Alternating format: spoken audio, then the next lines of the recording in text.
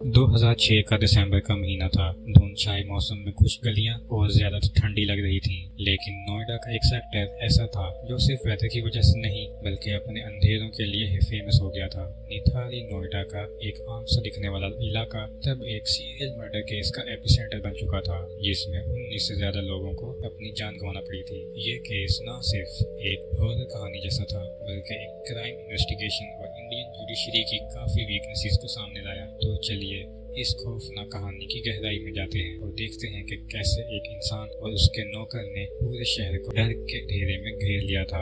दीपक डोबलियाल और विक्रांत मैसी की film sector 36 इस घटना पर आधारित है। तो चलिए फिल्म को देखने से पहले उसके रियल लाइफ इवेंट्स को गहराई से जान लेते हैं। 2006 से पहले के कुछ साल तक निथारी की लोग अपनी आम जिंदगी जी रहे थे, लेकिन धीरे धीरे वहाँ कुछ अजीब होने लगा था। ये अजीब चीज थी लापता होने का सिलसिला। घर से लोग, खासकर बच्चे और जवान लड़कियां गायब होने लगी थीं, लेकिन पुलिस ने इसको शुरू में इतना सीरियस नहीं लिया। मिसिंग रिपोर्ट्स लगातार पुलिस स्टेशन पहुंच रही थीं, लेकिन जवाब सिर्फ ये था कि शायद वो भाग गए होंगे और कुछ टाइम बाद अपने आप वापस आ जाएंगे। कुछ महीने तक तो लोगों ने सोचा कि ये आम बात है, लेकिन जब लापता लोगों की लिस्ट बढ़ती गई तब उस कम्युनिटी में हलचल मच गई थी। इतना सब कुछ होने के बाद में पुलिस का रिएक्शन था, अरे भाई, छोटे छोटे शहरों में ऐसी बड़ी बड़ी बातें होती रहती हैं। बट असली प्रॉब्लम तब समझ आया जब एक लड़की के परिवार वाले पुलिस के पास बार बार आकर अपनी बेटी की लापता होने की रिपोर्ट भी लिखवाते रहे और फिर पुलिस ने थोड़ा सीरियस एक्शन लेने का डिसाइड किया। सेक्टर 36 के D5 वाला घर शुरू से शक के दायरे में था,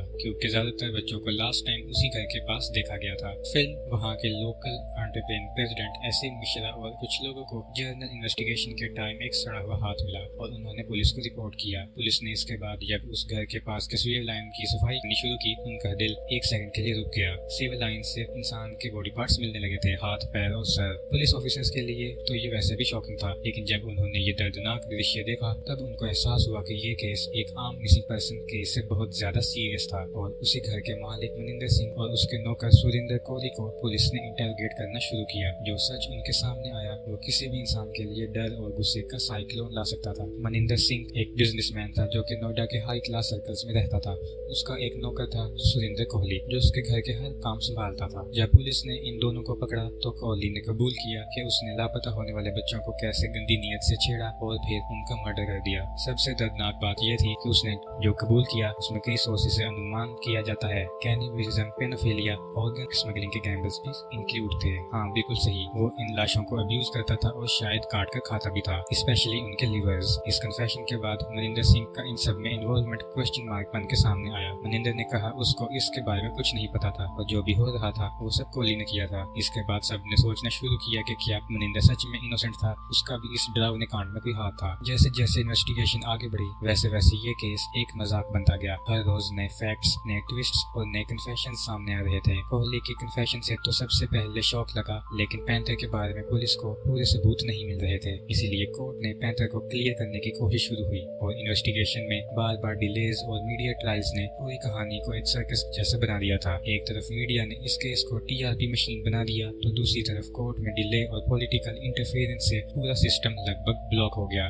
2009 में सुरिंदर कोहली को फांसी लगाने का पिटीशन दिया गया। पब्लिक का रिएक्शन मिक्स था। कुछ लोग इस बात से खुश थे कि कोहली को इस बार इंसाफ हुआ, लेकिन काफी लोग मनिंदर से परेशान थे। ये बात साफ थी कि जब तक मनिंदर का इन्वॉल्वमेंट क्लियर नहीं होता तब तक लोग सेटिस्फाई नहीं होने वाले थे। मगर किसी ने इस केस को सबसे ज्यादा ट्विस्ट और टर्न किया तो वो मीडिया था। इस वक्त जो मीडिया चैनल्स TRP के लिए कुछ भी दिखाने के लिए तैयार रहते हैं, निथारी का सीरियल मर्डर केस उनके लिए गोल्ड माइन था। हर रात प्राइम टाइम पर ब्रेकिंग न्यूज चालू होती थी और हर एक शो का एक दो ही टॉपिक होता था। या तो पैंथर को विलन बनाया जाता था या कोहली के कन्फेशंस को एक और वर्जन में दिखाया जाता था। जो फैसला कोर्ट में नहीं हो पा रहा था वो मीडिया अपने हेडलाइन से बना रही थी। कोहली और पैंथर दोनों को पब्लिक अलग अलग तरीके से जज करने लगी थी। मीडिया ने अपना कहानी सुनाया और पब्लिक अपने असम्पशंस लेकर बैठी थी। निथारी जो पहले एक छोटा सा नॉर्मल सा लगने वाला इलाका था वो बिग हॉरिजन बन गया था। जब भी लोग निथारी का नाम सुनते उनके नाम में लाशें, नालियां और वो हॉन्टिंग विजन्स आ जाते जो केस के दौरान दिखाई जाती थी। एक शहर जो मॉल्स और IT पार्क्स के लिए फेमस था, उसका एक दूसरा चेहरा सामने आया जो सच में काफी हॉरिफाइंग था। लोगों का अपने बच्चों के साथ बिहेवियर भी चेंज हो गया था। पेरेंट्स अब अपने बच्चों को घर के बाहर भेजने से डर रहे थे। निथारी का नाम एक अजीब सी खौफ वाली फीलिंग लाता था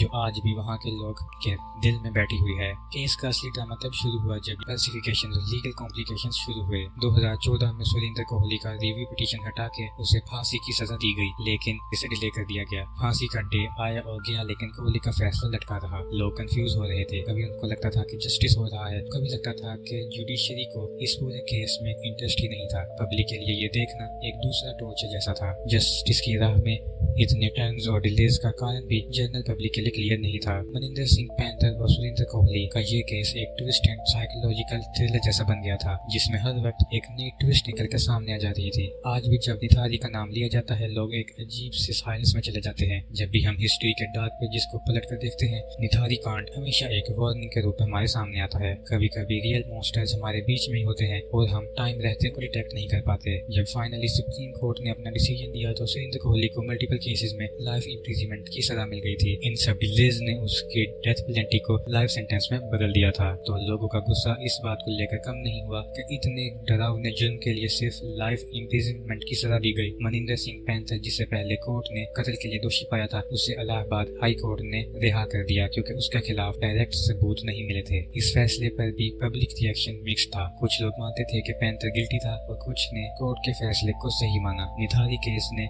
देश को एक सीरियस लेसन दिया कि इंडिया में चाइल्ड सेफ्टी और मिसिंग चिल्ड्रन के केसेस को लेकर अभी और भी ध्यान देने का समय आ गया है। इस केस को आज भी डार्क चैप्टर के तौर पर याद किया जाता है, जो न सिर्फ निथारी के लोगों के लिए बट पूरे इंडिया के लिए एक भयानक सपना बन गया था। निथारी मर्डर केस एक ऐसा कहानी है जो सिर्फ कत्ल और जुर्म के बारे में नहीं है, बल्कि इंसानी मानसिकता और सोसाइटी के जिम्मेदारी पर भी सवाल उठाता है। एज ऑफ नाउ 2023 के लेटेस्ट ट्रायल में इन दोनों को एक्विट कर दिया गया है और नेक्स्ट सुप्रीम कोर्ट में अगर जजमेंट के खिलाफ अर्जी नहीं डाली जाती और जजमेंट का कोई मेजर बदलाव नहीं होता तो ये लोग फ्री ही रहने वाले हैं। तो दोस्तों, आज की वीडियो में बस इतना ही। आपको ये वीडियो कैसी लगी हमें कमेंट्स में जरूर बताइएगा। अगर वीडियो अच्छी लगी हो तो लाइक करें और चैनल को सब्सक्राइब करें।